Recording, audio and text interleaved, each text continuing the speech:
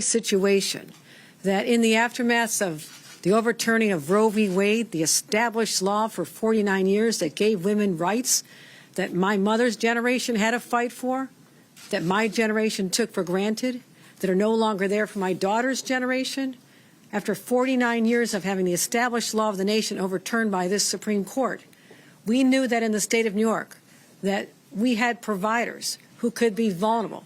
And what we're talking about is also the amendments we put in place after the original law was signed in 2022.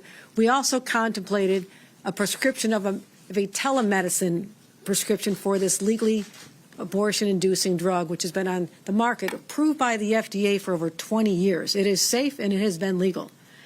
Louisiana has changed their laws, but that has no bearing on the laws here in the state of New York. Doctors take an oath to protect their patients.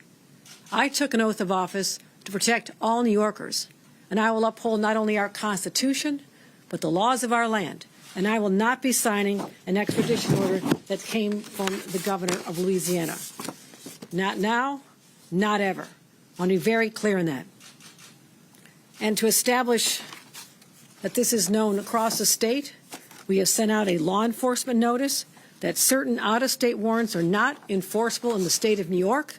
So anyone who possibly pulls over an individual or is involved in a situation for a doctor who is protected under our laws is told you are not to cooperate and enforce this extradition. So I want to be clear that we have taken all the steps we can to protect this doctor, to continue allowing her to continue practicing what we believe is reproductive health, which I believe is an essential right.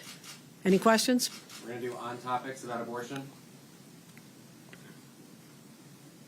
All right, thank you. Governor, you're standing up against this order by the governor of Louisiana, with law enforcement there, right?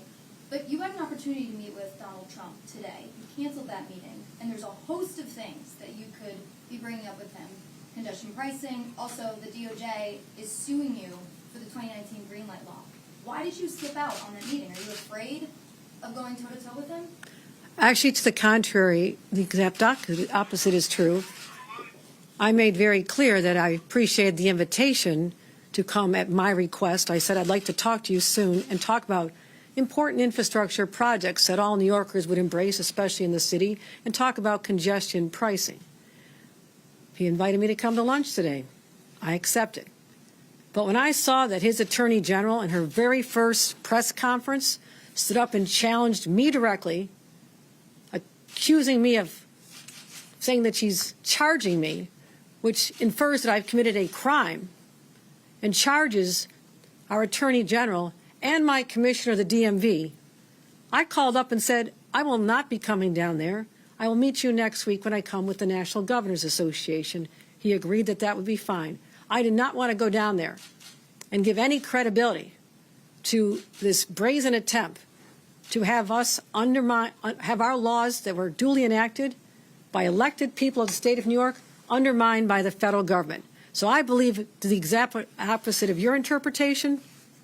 It was a show of strength. I will come down there and speak about important issues that we have our mutual interest associated with, making this city better, investing in infrastructure, helping make sure the commuting experience is better. I'll continue to have those conversations that I initiated over the last few months. Well, she's suing you. Thanks, everybody. We're going to go. After the issues lawsuit yesterday, the mayor met with the border czar today. Are you concerned at all about the mayor's relationship with the White House?